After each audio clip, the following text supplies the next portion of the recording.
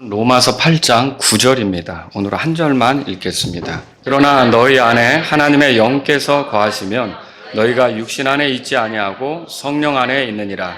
이제 어떤 사람에게 그리스도의 영이 없으면 그는 그분의 사람이 아니니라. 자, 여기 그리스도의 영, 이제 성령의 다른 표현이죠. 그 성령님이 없으면 그는 그리스도의 사람이 아니다. 그리스도의, 그러니까 그분의 사람이 아니다라는 말이 그리스도의 사람이 아니라는 거거든요. 그러면 그리스도인이 아니다, 그 소리죠. 그래서 오늘 제가 성령과 그리스도인, 이런 제목으로 여러분에게 말씀을 드릴게요. 제가 지난 시간 여러분에게 드렸던 말씀은 그 그리스도인과 그리스도인이 아닌 사람, 그 두 부류를 비교해서 말씀을 드렸습니다.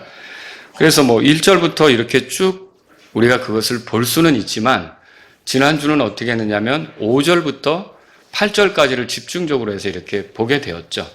거기서 한 세 가지를 여러분에게 소개했는데, 일단 그리스도인과 그리스도인이 아닌 사람은 생각이 다르죠. 근데 여기서 생각이라고 하는 말은 어떤 사고하는 것만을 얘기하는 게 아니라 어떤 정서적으로 영향을 받는 거라든지 추구하는 거라든지 모든 그 삶의 여러 부분에 전반에 걸쳐 나타날 수 있는 것을 생각이다, 그렇게 말할 수가 있죠. 그래서 우리가 이미 봤지만 그 5절에 육신을 따르는 자들은 육신의 일들을 생각하지만 성령을 따르는 자들은 성령의 일들을 생각한다, 그렇게 이제 두 차이를 얘기하는 걸 보았죠. 그 다음에 이 그리스도인과 그리스도인이 아닌 사람들은 뭐가 다르냐? 그들이 처한 형편이 다르죠. 그래서 그리스도인들은 구원받았고 하나님께 받아들여졌잖아요. 하나님하고 화해가 됐잖아요. 자기 삶을 다 마무리했을 때, 그때는 어떻게 되느냐면 하늘나라에 가서 쉬게 될 거 아닙니까? 그러니까 여기에 생명과 평안이 있는 거죠. 근데 그리스도인이 아닌 사람들은 어떻습니까? 사망 가운데 있다. 이거를 성경을 통해서 봤죠? 그래서 여러분이 이제 밑에 보시면 그런 것들을 우리가 발견할 수가 있는 거죠. 생명과 평안. 6절에 보세요. 이는 육신적으로 생각하는 것은 사망이나 영적으로 생각하는 것은 생명과 평안이기 때문이라. 그리고 그리스도인과 그리스도인이 아닌 사람의 차이는 어디 있느냐? 그러니까 삶의 어떤 목적, 이런 것에 있어서도 차이가 있는 거죠. 그리스도인은 어때요? 그 하나님이 사람을 지으신 그 목적, 그것을 회복하고 사는 사람이 그리스도인이에요. 하나님께서 사람을 지으신 목적은 뭐예요? 하나님을 기쁘게 하기 위해 존재하도록 한 거 아닙니까? 그 존재 목적을 회복하고 살아가는 사람이 그리스도인이다, 그렇게 말할 수가 있고요. 근데 그리스도인이 아닌 사람은요, 그 존재의 목적을 추구하지 않죠. 하나님을 기쁘게 하려고 합니까? 안 하죠. 그러면 자기 자신이나 기쁘게 하려고 하고 자기 쾌락이나 추구하려고 할 거고, 그러다 보면 하나님하고 대적하는 삶을 살 수밖에 없다는 거죠. 이게 그리스도인과 그리스도인이 아닌 사람들의 차이였다라고 하는 거죠. 오늘 저는 지난 시간에 이어서 구절을 통해 계속 그리스도인에 대해서 여러분에게 말씀을 드리려고 하는데, 오늘은 성령님과의 관계 속에서 이 그리스도인의 모습을 여러분에게 소개하도록 하겠습니다. 자, 9절에 유의해서 보시면요, 하나님의 영 찾으셨어요? 성령 찾으셨어요? 그리스도의 영 찾으셨어요? 다를까요? 같을까요? 다 같은 걸 얘기하는 거예요. 다 같은 분을 얘기하는 거죠. 자, 성령님을 하나님의 영이라고 표현도 하고 그리스도의 영이라고도 표현도 하죠. 자, 왜 이렇게 말하냐면, 이 성령님, 이분을 우리에게 보내시는 분이 하나님이십니다. 아버지시죠. 예수님이 이렇게 말씀하셨어요. 요한복음 14장 26절을 읽어드릴게요. 그러나 위로자, 아버지께서 내 이름으로 보내실 성령님. 자, 성령님을 위로자라고 그랬어요. 그리고 뭐라 그랬냐면 아버지께서 보내실 성령님, 그렇게 말했어요. 그러니까 성령님을 누가 보내시는 겁니까? 아버지께서 보내신다. 그래서 하나님께서 보내시는 거기 때문에 하나님이 우리에게 허락하시는 영이기 때문에 하나님의 영이다, 그렇게 말할 수가 있는 거죠. 또 성령님을 이제 그리스도의 영이라고도 표현하는데 왜 그런가? 성령님을 보내시는 분이 아버지이기도 하지만 그리스도께서도 성령님을 보내셔요. 자, 요한복음 16장 7절에 이렇게 써 있어요. 그럼에도 불구하고 내가 너에게 진리를 말하노니. 이게 예수님 말씀이에요. 그럼 예수님 말씀하신 진리는 뭐냐? 내가 떠나가는 것이 너희에게 유익이라. 이는 내가 떠나가지 아니하면 위로자께서 너희에게로 오지 아니하실 것이기 때문이라. 그러니까 예수님이 떠나가야 위로자가 오신다고 말하고 있죠. 이때 위로자는 누굽니까? 예, 성령님이시죠. 그런데 이렇게 말했어요. 그러나 내가 떠나면 내가 그분을 너희에게 보내리라. 누가 보낸다고 써 있어요? 거기선 예수님께서 보낸다고 써 있어요. 그래서 그리스도께서 우리에게 주시는 영, 그리스도께서 우리에게 허락하시는 영이기 때문에 그리스도의 영 이렇게도 표현한다는 거예요. 그러니까 로마서 8장의 9절에 나오는 하나님의 영, 성령, 그리스도의 영은 다 같은 분이에요? 다른 분이에요? 네, 다 같은 분이라고 여러분이 정리하시면 되겠습니다. 자, 그러면 오늘 이 성령님과 그리스도인은 어떤 관계에 있을까요? 성령님과의 관계 속에서 그리스도인은 누구냐? 여러분, 성령님이 여러분 안에 거하십니까? 그리스도인으로서 성령님과의 관계 속에서 내가 어떤 존재인지를 여러분이 한번 생각해보는, 말씀을 통해서 생각해보는 그런 시간이 되었으면 하는 거죠. 자, 세 가지로 여러분에게 정리해서 말씀을 드리는데, 첫 번째로요, 그리스도인은 육신 안에 있지 않고 성령 안에 있습니다. 그 9절에 보세요. 그러나 너희 안에 하나님의 영께서 거하시면 너희가 뭐라고 돼 있어요? 육신 안에 있지 아니하고 성령 안에 있느니라. 그렇게 말하고 있죠. 자, 이게 본문에서는 원래 너희 안에 하나님의 영께서 거하시면 이게 먼저 한글로는 나오지만 영어 성경을 가지신 분들은 육신 안에 있지 아니하고 성령 안에 있다라는 말이 먼저 나오는 걸 볼 수 있어요. 자, 그럼 여기서 너희라는 말이 중요합니다. 너희 안에 하나님의 영께서 거하시면 너희가 이렇게 말하는 너희는 누구를 말할까요? 여기서의 너희는 로마 교회 성도들을 말하는 거죠. 이게 로마서가 로마 교회 성도들에게 쓰는 거잖아요. 그러면 로마 교회 성도들 중에 일부만을 얘기할까요? 로마 교회 성도들 전부를 얘기할까요? 전부를 얘기하는 거죠. 그러면 이렇게 볼 때 여기서 너희를 우리에게도 적용해 줄 수가 있는 거죠. 그러니까 그리스도인 중에 일부만 여기서 너희라고 표현한 게 아니라 그리스도인이라면 다 여기에 해당하는 거예요. 다시 말하면 그리스도인은 누구든지 육신 안에 있지 아니하고 성령 안에 있다. 그렇게 말할 수가 있는 거죠. 지금 이 말씀을 통해서 우리가 알 수 있는 게 그거라는 거죠. 우리가 저번에 말씀을 보았지만 1절에 보세요. 그리스도인은 그리스도 예수님 안에 있는 자들인데 1절에 보면 그들은 육신을 따라 걷지 아니하고 성령을 따라 걷는다 그랬어요. 그죠? 4절에도 그렇게 나오죠.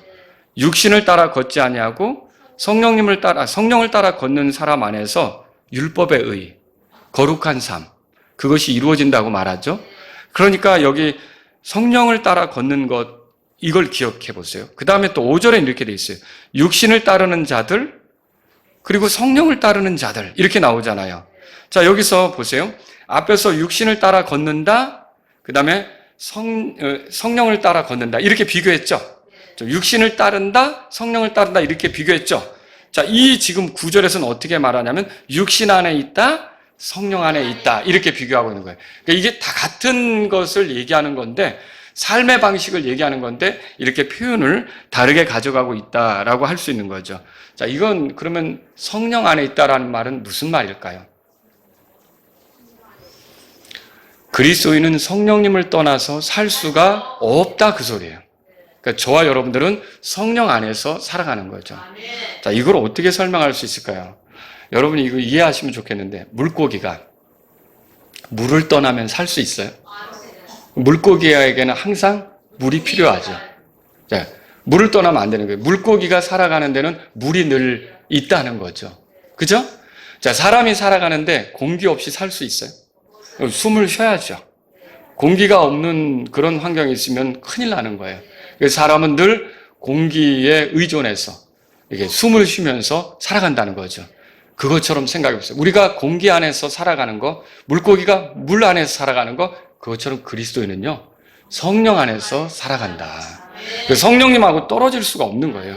그 그리스도인의 삶을 정의할 때는 성령님 안에서 살아간다, 그렇게 말할 수가 있는 거죠.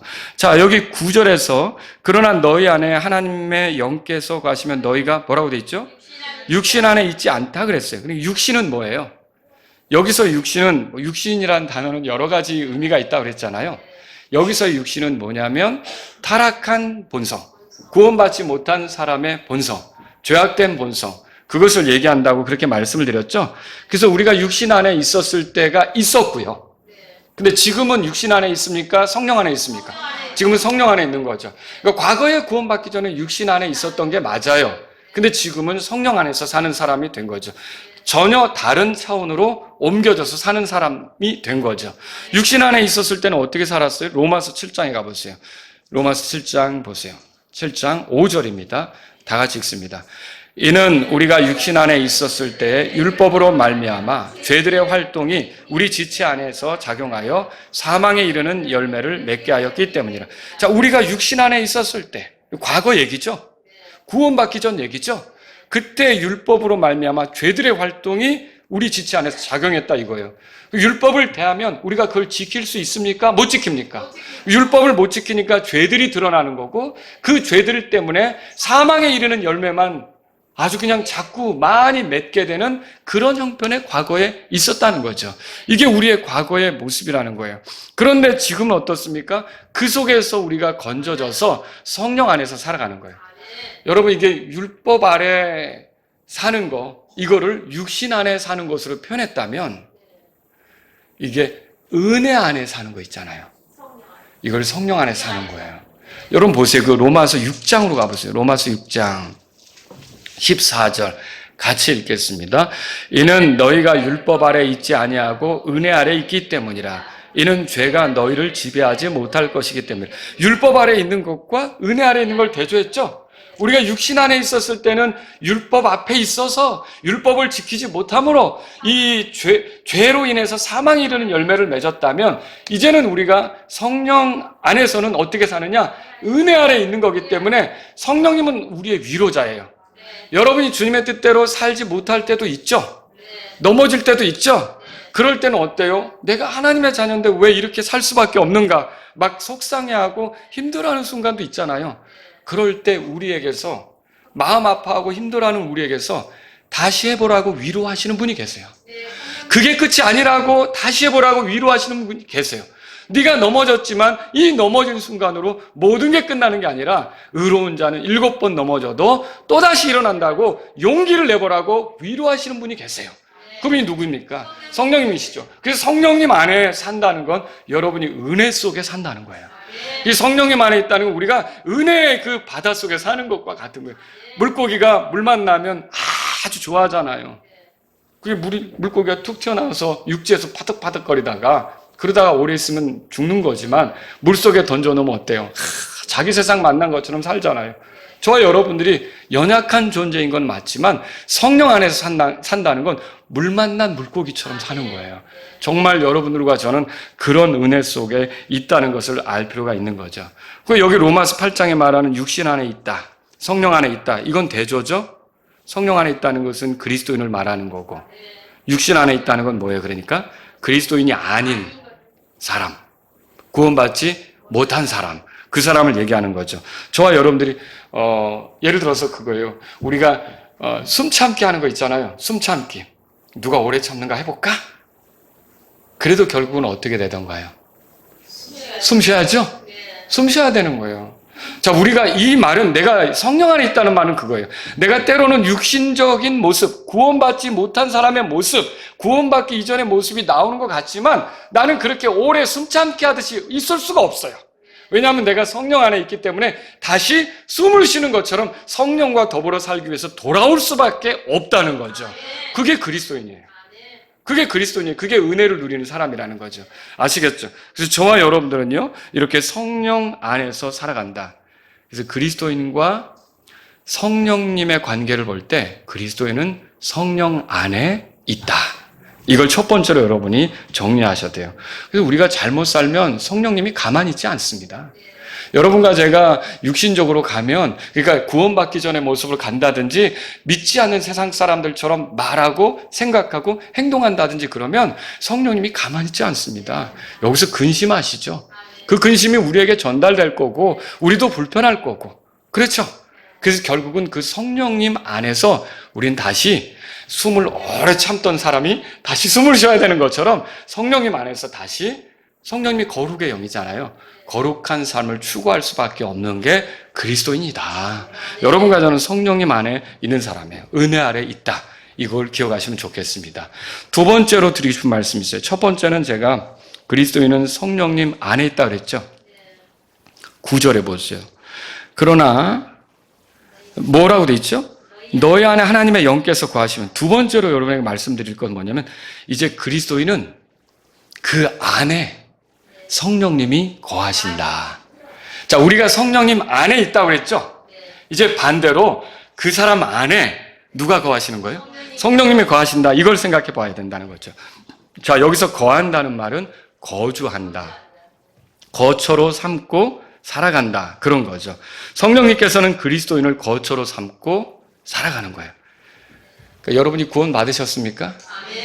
그렇다면 놀랍게도 성령님께서 내 안에 산다는 거를, 그건 내가 안 보이는데요, 목사님?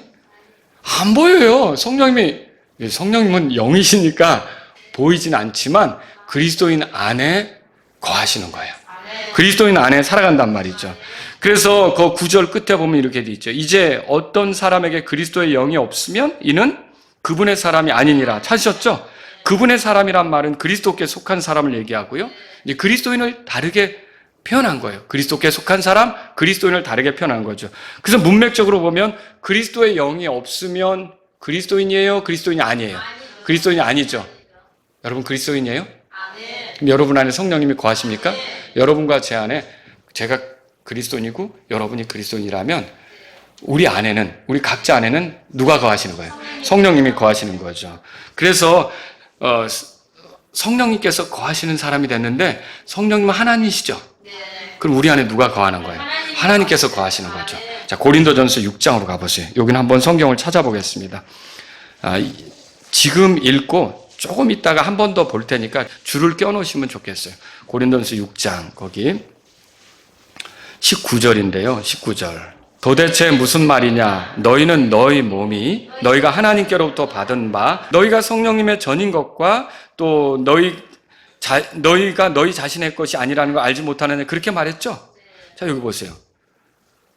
우리 자신을 표현할 때 우리 자신을 성령님의 전 이렇게도 표현했고요.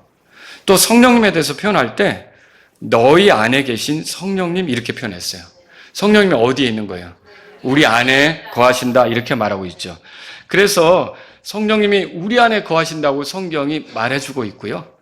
성령님이 우리 안에 거주하시기 때문에 우리 몸을 뭐라고 불렀어요 지금? 성령님의 전 그렇게 불렀죠. 그러니까 이 몸을 집으로 삼고 있는 건 우리 혼, 우리 영, 그죠? 그게 이 몸을 집으로 삼고 있죠. 근데 우리 몸을 집으로 삼고 있는 것은 우리 혼, 우리 몸만이 아니라 누구도 이 몸을 집으로 삼고 있습니다. 성령님께서. 그러니까 우리 집에 제 아내도 있고 제 두 아들도 같이 이렇게 살아가는 것처럼 어때요?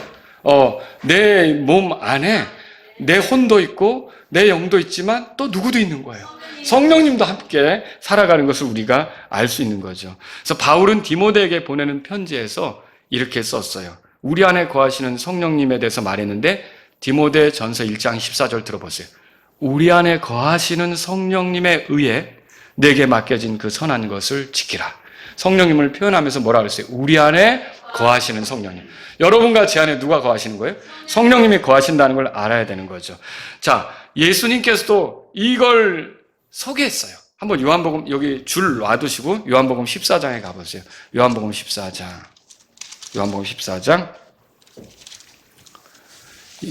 16절. 내가 아버지께 기도하리니 그분께서 다른 위로자를 너희에게 주사. 이 다른 위로자가 누구예요? 성령님이시죠? 너희와 함께 영원토록 거하게 하시리니. 늘 같이 한다는 말이죠. 구원받은 사람들 안에 성령님이 일시적으로 계시는 게 아니라 영원토록 우리와 함께 거한다. 그렇게 말하고 있어요. 그 다음에 17절 다 같이 읽습니다. 곧 진리의 영이시라. 세상은 그분을 받아들이지 못하나니 이는 세상이 그분을 보지도 못하고 알지도 못하기 때문이라. 그러나 너희는 그분을 아나니 이는 그분께서 너희와 함께 거하시며 또 뭐라고 돼 있어요? 너희 속에 계실 것이기 때문이라. 진리의 영이 성령님의 다른 이름이잖아요. 왜 진리의 영일까요? 이분이 진리를 드러내거든요. 뭐가 진리입니까? 예수님이 진리시라 그랬죠? 아버지의 말씀이 진리라 그랬죠? 이게 복음이 진리잖아요. 이런 것들을 드러내시는 분이 성령님이세요. 근데 이 성령님이 결국 어디에 있느냐? 너희와 함께 있으면서 너희 속에 계실 거다. 이렇게 말하고 있다는 거죠. 여러분, 이렇게 성령님이 그 사람 안에 계시면서 어떤 일이 벌어집니까? 진리이신 예수님을 알게 돼요. 진리이신 예수님을 믿고 따르게 되는 거죠. 결국 성령님에 의해서 진리이신 예수님을 사랑하게 돼요. 그래서 어떻게 될까요? 사랑하는 건 뭐예요? 사랑한다면 순종하잖아요. 그래서 결국 예수님의 명령도 순종하게 되는 일이 생기는 거죠. 그래서 이 성령님에 대해서 얘기해놓고 그 뒤에 이어져 나오는 게, 그리고 성령님에 대해서 말하면서 그 앞뒤로 나오는 게 뭐냐면 너희가 나를 사랑하면 내 명령들을 지킨다는 얘기가 나오는 거예요. 15절에 보세요. 만일 너희가 나를 사랑하면 내 명령들을 지키라. 그렇게 하고 그냥 지키는 게 아니라 성령님에 의해서 그게 가능하기 때문에 성령님에 대한 얘기가 나오는 거죠. 그리고 여러분 21절 보세요. 21절. 내 명령들을 가지고 그것들을 지키는 자가 나를 사랑하는 자니. 예, 그래서 우리가 주님의 명령들을 지킬 수 있는 것은 성령님이 우리 안에 계실 때 그게 가능하다는 거죠. 그리고 여기 보면 21절에 나를 사랑하는 자는 내 아버지께 사랑을 받을 것이요 나도 그를 사랑하여 그에게 나를 나타내리라. 내가 진리이신 예수님을 알고 그분을 믿게 됐고 그분을 사랑하게 됐어요. 그러면 그분을 사랑하는 증거로 그분의 명령을 지키겠죠. 그러면 그분의 명령을 지키면 그분 예수 그리스도께서는 어떻게 하시냐면 바로 그 사람에게 그분 자신을 나타낸대요. 그러면 예수님께서 여러분과 저에게 나타내신다는 거죠. 근데 어떻게 나타내실까요? 다시 우리가 눈으로 볼 수 있게 가시적으로 예수님이 등장하는 겁니까? 보이는 겁니까? 어떻게 나타나는 겁니까? 이 예수님께서는요, 성령님을 통해서 자신이 무엇을 원하는지, 어떤 분이신지, 어떤 성품을 추구하는 건지 이런 걸 성령님을 통해 우리에게 드러내신다는 거죠. 그래서 우리에게 성령님이 우리 안에 거하시는 그런 일이 있게 된다라고 하는 거죠. 24절에 보세요. 나를 사랑하지 아니하는 자는 내 말들을 지키지 아니한다 그렇게 말했고요. 그래서 성령님을 모신 자들은 예수님께 순종할 수밖에 없다라고 하는 거죠. 23절로 올라가 보세요. 예수님께서 그에게 응답하여 이르시되 만일 사람이 나를 사랑하면 뭐라고 돼 있어요? 그래서 여러분과 제가 주님을 사랑하면 주님의 명령들을 지키게끔 돼 있어요. 근데 주님을 사랑하는 것은 우리가 노력한다고 되는 게 아니라 주님이 어떻게 나를 사랑하셨는지를 깊이 묵상해 보세요. 그러니까 저도 아버지나 어머니에게 사춘기 때는 반항도 하고 저항도 하잖아요. 그럴 수도 있겠죠? 우리 학생들 중에도 사춘기를 만난 학생들이 있을 거고 저도 부모님께 불효를 많이 했죠. 예? 그 불순종하는 자들도 사형에 해당하다고 이렇게 하나님이 정하셨다 그랬잖아요. 로마서 1장. 거기에 저도 해당하는 그런 사람이에요. 그러니까 부모님의 말을 잘 듣지 않고 제 멋대로 하고 싶은 적도 있었던 거죠. 그런데 약간 제 마음이 달라질 때가 있더라고요. 근데 그 달라질 때는 어느 때인가 보니까 완전하진 않아요. 그런데 마음이 이렇게 좀 바뀌는 데는 아버지가 이렇게 고생하면서 나를 위해 헌신적으로 하셨구나. 어머니가 이렇게 어려운 순간에도 이렇게 모든 걸 참으면서 나를 위해서 이렇게 같이 있어줬구나. 여러분 그런 거를 느끼면 어떨까요? 마음이 달라지죠. 마찬가지예요. 우리가 주님을 사랑한다는 것은 우리 힘으로는 안 되는 거예요. 근데 여러분과 제가 성령님을 통해 주님의 사랑, 십자가로 보여진 사랑, 갈라디아서 2장 20절에 나온 것처럼 우리를 사랑하사 자기 자신을 내주신 그런 사랑, 이런 사랑을 여러분이 깊이 깨닫게 되면 어떻게 될까요? 주님을 사랑하는 게 나타나게 되겠죠. 그리고 주님을 사랑하면 어떨까요? 주님이 우리에게 시키는 말들, 명령하신 것들, 이런 것들을 존중하는 모습이 나오게 된다는 거죠. 이게 우리 가운데 있게 되는 모습이에요. 그런데 이렇게 해서 우리가 살아가면 이렇게 주님을 사랑하고, 그것도 역시 성령님 안에서 한 거 아닙니까? 근데 여기 23절 끝에 이렇게 되어 있어요. 예수님께서 그에게 응답하여 이르시되 만일 사람이 나를 사랑하면 내 말들을 지키리니. 같이 읽어볼까요? 예, 내 아버지께서 그를 사랑하실 것이요 우리가 그에게 가서 우리의 거처를 그와 함께 있게 하리라 그랬어요. 야, 이게 놀라운 표현이에요. 우리가 그랬어요. 복수로 표현했어요. 우리가. 그러면 아버지와 아들과 성령님께서 우리에게 오셔서 우리를 거처로 삼고 우리 안에 거하신다는 거죠. 와, 이게 놀라운 일 아닙니까? 어떻게 이런 일이 가능하냐는 거예요. 우리가 그분과 함께 살아가는 거예요.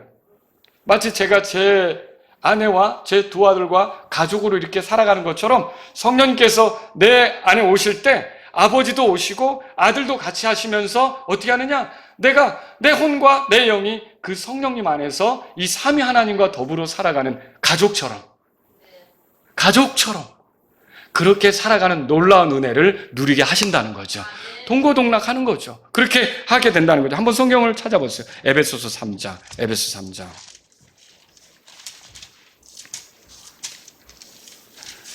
에베소 3장 거기 보시면 16절 다 같이요. 그분께서 자신의 영광의 부요함에 따라 자신의 영에 의해 속사람이 능력으로 강건하게 됨을 너희에게 허락하시고, 자신의 영, 하나님의 영, 그리스도의 영이죠. 그 영이 우리 안에 들어와 있죠. 우리의 속사람을 능력으로 강건하게 되는 것, 이걸 허락하신대요.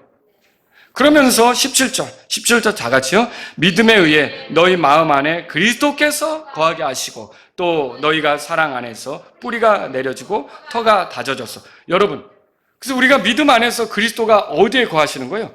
우리 마음 안에 거한다 그랬죠. 그리스도는 원래 하늘에 있잖아요. 승천하셨잖아요. 그런데 그리스도가 어떻게 내 마음 안에 거하실 수가 있어요? 성령님 안에서 그렇다는 거죠. 그리고 그리스도 안에 아버지가 계신 거 아세요? 아버지와 내가 아버지 안에 있고 아버지가 내 안에 있는 것 같이 그런 말씀하셨죠? 그럼 뭐예요? 이게 성령님이 우리 안에 거하신다는 건 그리스도가 같이 한다는 거고, 그리스도가 같이 한다는 거는 아버지가 같이 한다는 거고, 그래서 이 성령님이 내 안에 이렇게 산다는 건 어마어마한 거예요. 하나님이 나와 함께 사는 삶이 된 거예요. 그리고 이제 하나님이 나를 내 몸을 거처로 삼아서 내 혼과 내 영과 더불어 식구처럼 살아가는, 식구들은 어떻게 살아가요? 서로 제대로 된 식구들은 격려하고 위로하고 용기를 북돋아주고 그런 거 아닙니까? 오늘날에는 그렇지 않은 가정들도 많이 있지만, 그런데 하나님 아버지께서, 성령님께서, 그리스도 예수님께서 문제 일으키는 식구가 되겠어요? 아니잖아요. 완전하신 분들 아닙니까? 그분들이 우리 안에서 우리를 그렇게 가족처럼 우리를 거처로 삼고 같이 지내신다는 거죠. 여러분, 이거 대단히 위로가 되는 거 아닙니까? 언제까지 그렇게 하신다는 거예요? 영원토록. 이것 때문에 그리스도인이 구원받으면 잃어버릴 수가 없는 거예요. 이 성령님이 떠나지 않기 때문에 그리스도인이 구원받으면 영원한 구원이 되는 거예요.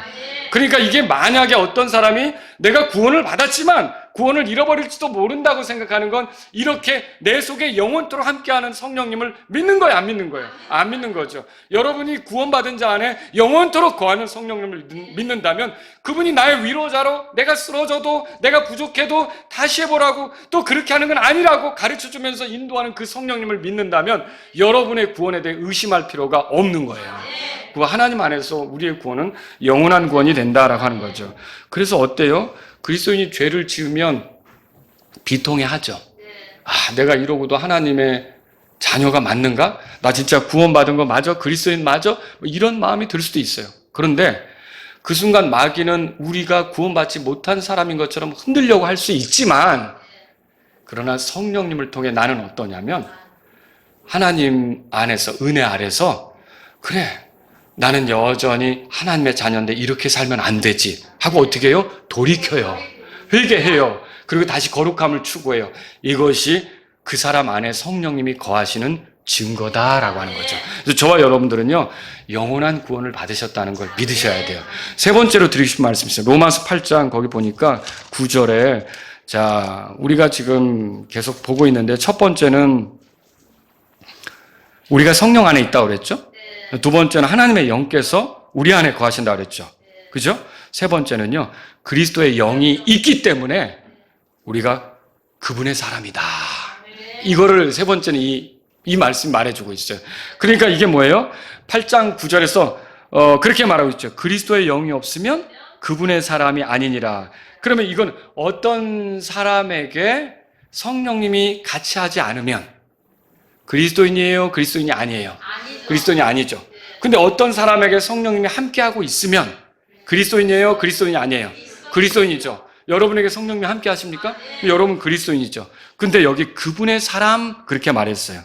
그분의 사람이란 말은 그 영어 성경에 보면 of 이렇게 돼 있으니까 그분의 사람 그럼 뭐냐면 그분께 속한 사람. 조금 더 발전시켜 본다면 그분의 소유가 된 사람. 누구 거예요? 그러니까 그분 거가 된 사람. 그렇게 말할 수 있는 거죠. 자, 아까 줄 껴놓으라 했죠? 고린도전서 6장으로 다시 돌아가 보세요.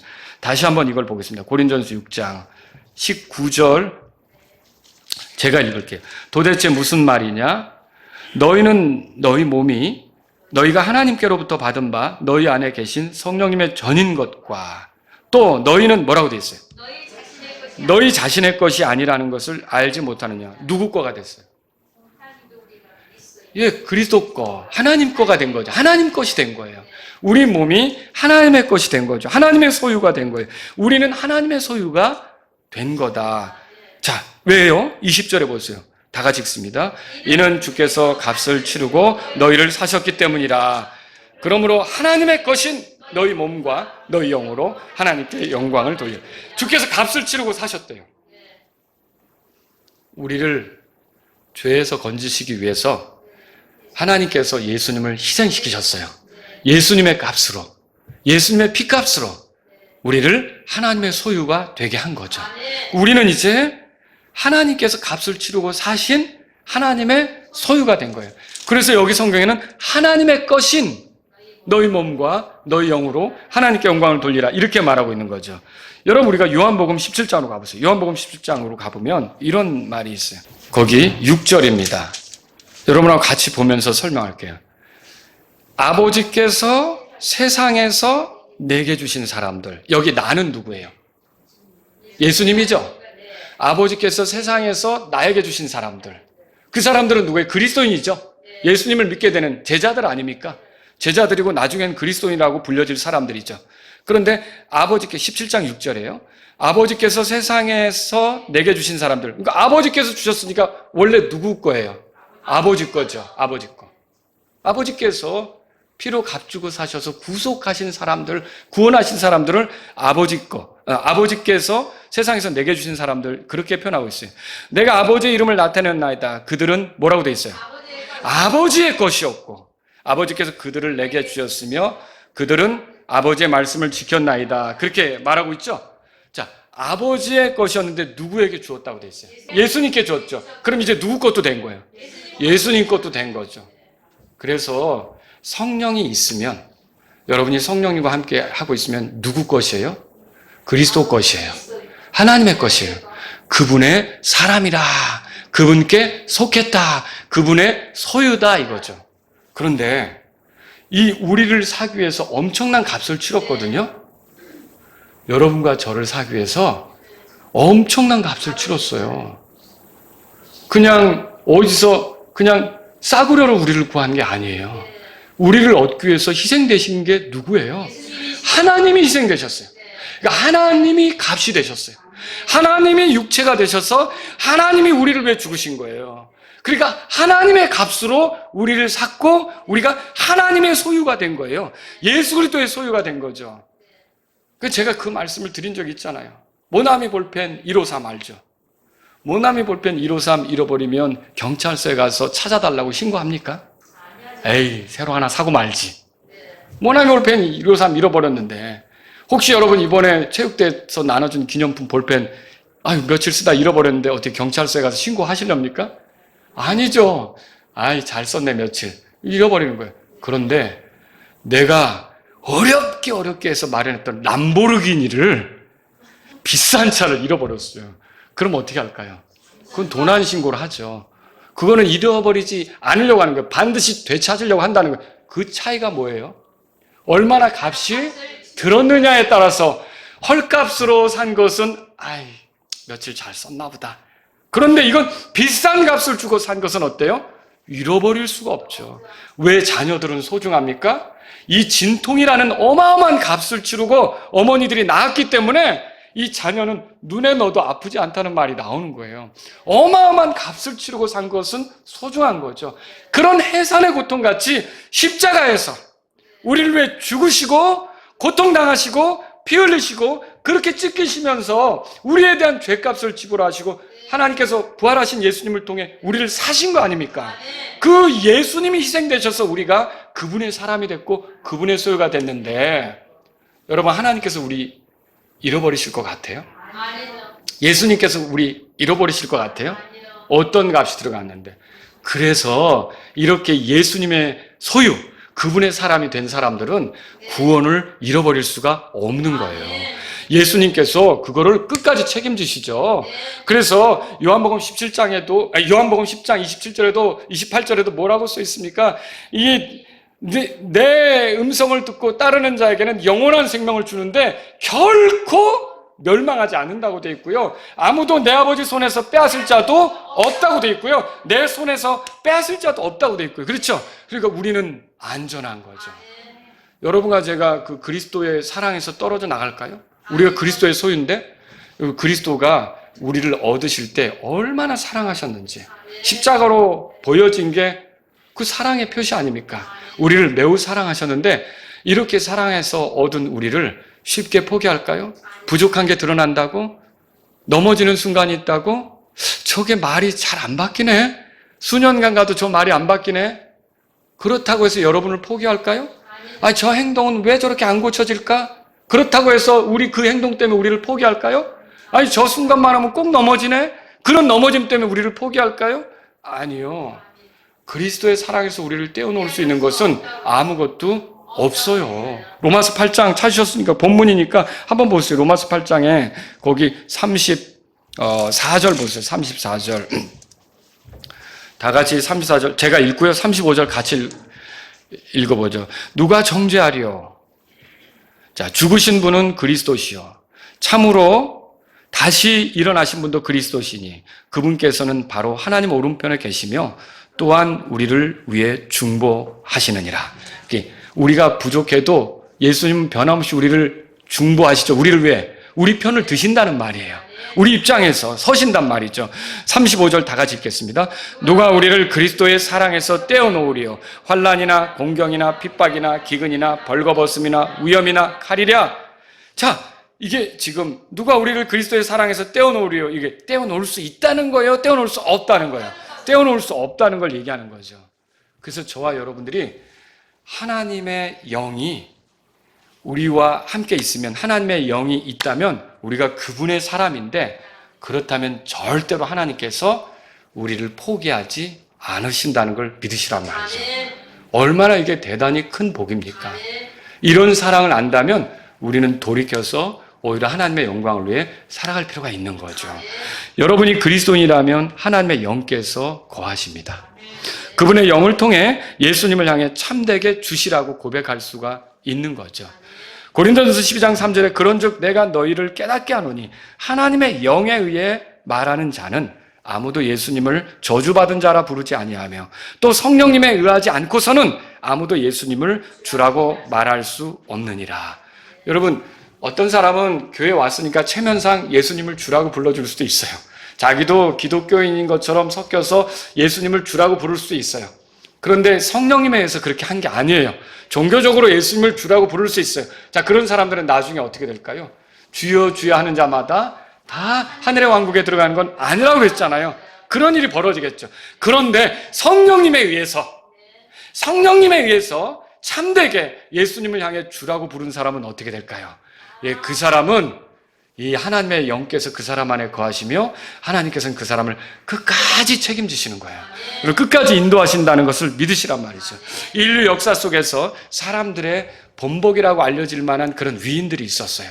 봉사활동도 많이 하고 선행도 많이 하고 노벨 평화상도 받는 사람들이 있어요. 그런데 아무리 그렇게 많이 한다고 할지라도 성령님이 그 안에 거하지 않으면 그 사람은 육신 안에 있는 사람이에요. 성령님이 그 안에 거하지 않으면 생명과 평안이 아니라 사망 가운데 있는 거죠. 성령님이 그 안에 거하지 않는다면 그 사람은 결국은 어때요? 정죄 가운데 있고 심판받을 수밖에 없는 위치에 있는 거죠. 그러니까 내가 무엇을 많이 한 게 중요한 게 아니라 거듭나서 성령님이 거하시느냐, 예수님을 참되게 주로 고백하고 성령님이 그 안에 거하시느냐, 이게 참으로 중요한 거라는 거죠. 만일 성령님이 그 안에 거하시지 않는다면 겉으로 무엇을 많이 했어도 다 그건 육신 안에서 한 거예요. 그러니까 하나님이 그걸 기뻐하십니까? 아니죠. 그렇게 한 건 종교예요. 그런 기독교 종교 놀이를 오래 한 거는 하나님께서 인정하실 수가 없는 거예요. 그래서 주여 주여 하는 자마다 다 하늘의 왕국에 들어가지 못한다고 그랬잖아요. 들어보셨죠? 그러니까 뭐라 그래요? 내가 주님의 이름으로 마귀들도 내쫓고 주님의 이름으로 놀라운 일도 행하고 이랬는데, 그러면 거기서 주여 주여 했다면 기독교인인 것 같아요? 불교도인인 것 같아요? 기독교인인 것 같아요? 힌두교도인인 것 같아요? 명목상 어쨌든 기독교인이라고 표방한 사람이겠죠.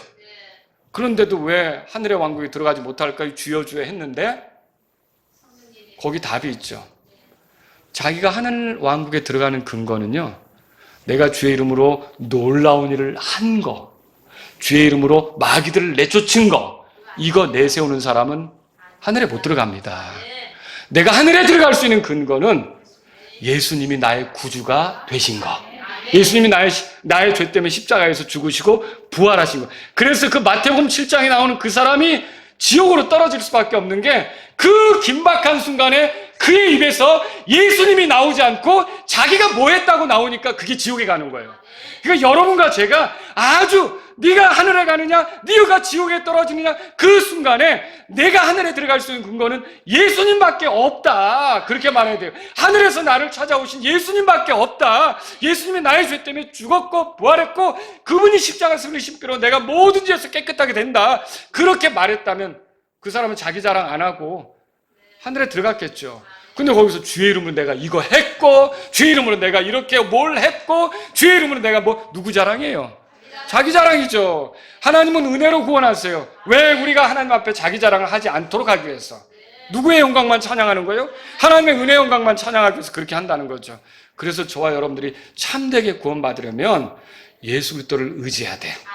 예수 그리스도만 나의 구주, 주님으로 받아들여야 그 사람 안에 성령님에 의해서 거듭난 삶이 시작이 되는 거죠. 그 사람은 성령님이 거하시니까 하나님께서 끝까지 지키는 사람이 된다는 거죠. 여러분, 그리스도인이라면 그리스도의 영이 그 사람 안에 거하는 거예요. 그리스도의 영이 있으면 그리스도의 사람이죠. 그리스도의 소유예요. 그리스도께서 자신의 소유된 자를 잃어버려요? 잃어버리지 않아요. 잃어버리지 않죠. 여러분과 저가 그리스도인이라면 영원한 구원을 얻은 거예요. 그러니까 어떤 사람이 자신이 예수님 믿는다고 하면서 구원받았나 구원받지 못했나 죽어봐야 알 것 같고 불안하고, 이거는 지금 제대로 이 복음에 의해서 말해지는 것을 믿은 게 아니라는 거죠. 자기 행위가 안전하면 갈 것 같고 자기 행위가 불안전하면 못 갈 것 같고, 하늘나라의 말이죠. 이건 누구를 믿는 거예요? 자기 행위를 믿는 거죠. 이런 거는 올바른 게 아니라는 거죠. 우리가 그리스도를 믿으면 그리스도의 영이 우리 안에 있어서, 하나님의 영이 우리 안에 있어서 우리를 끝까지 인도하시는 걸 믿으시란 말이죠. 여러분이 그리스도인이라면 성령 안에서 삽니다. 성령님과 연합해서 살아갑니다. 성령은 여러분 안에 생명이 되십니다. 그리고요, 하나님의 아들이신 그리스도처럼 살게 하죠. 로마서 8장 보세요. 거기 뭡니까? 그 10절에 또 만일 그리스도께서 너희 안에 계시면, 성령님을 통해 우리 안에 계시는 거죠. 몸은 죄로 인해 죽은 것이나, 이 몸은 죄에 익숙해 있죠. 어차피 죽을 수밖에 없어요. 그런데 뭐라고 돼 있어요? 성령은 의로 인하여 생명이 되신다. 성령님이 내 안에 생명이 돼서 거룩한 삶이 가능하게, 그의 삶이 가능하게 만들어주시는 거죠. 그래서 저와 여러분들이 성령님을 모셨다면 이제는 생명이 있는 거고요. 그 생명으로 거룩한 삶이 가능하다는 걸 믿으시기 바랍니다. 우리 다 같이 일어서시겠습니다. 오늘 이 말씀을 통해서 하나님 아버지 저에게 성령님을 허락해 주셔서 감사합니다. 내가 성령님 안에 산다는 게 얼마나 고마운지 모릅니다. 이게 하나님의 은혜 안에 산다는 건데 물고기가 물 만난 것처럼 나는 가장 안전한 환경 속에 있습니다. 성령님 안에 있다는 것을 감사드립니다. 그리고 내 안에 성령님이 거하신다는 것이 감사합니다. 이 부족한 나를 거처로 삼아 성령님이 거하시고 성령님 안에서 그리스도가 거하시고 그리스도 안에서 아버지께서 나와 함께 하시면서 나와 동행하시오니 이 몸으로 하나님의 집인 이 몸으로 스스로를 더럽히며 살지 않기를 원합니다. 내 몸이 거룩한 삶의 모습을 드러내면서 거룩한 일의 도구가 되기를 원합니다. 이런 분이 있다면 이 시간 주님 앞에 나아가십시오. 여러분이 그리스도인이라면 이제 여러분이 구원받은 거 흔들리지 않고 영원한 구원이라는 생각으로 여러분이 이제는 구원에 대해서 내가 흔들리는 게 아니라 더 거룩하게 살기를 원합니다. 이런 분이 있다면 여러분 주님 앞에 나아가시기 바랍니다.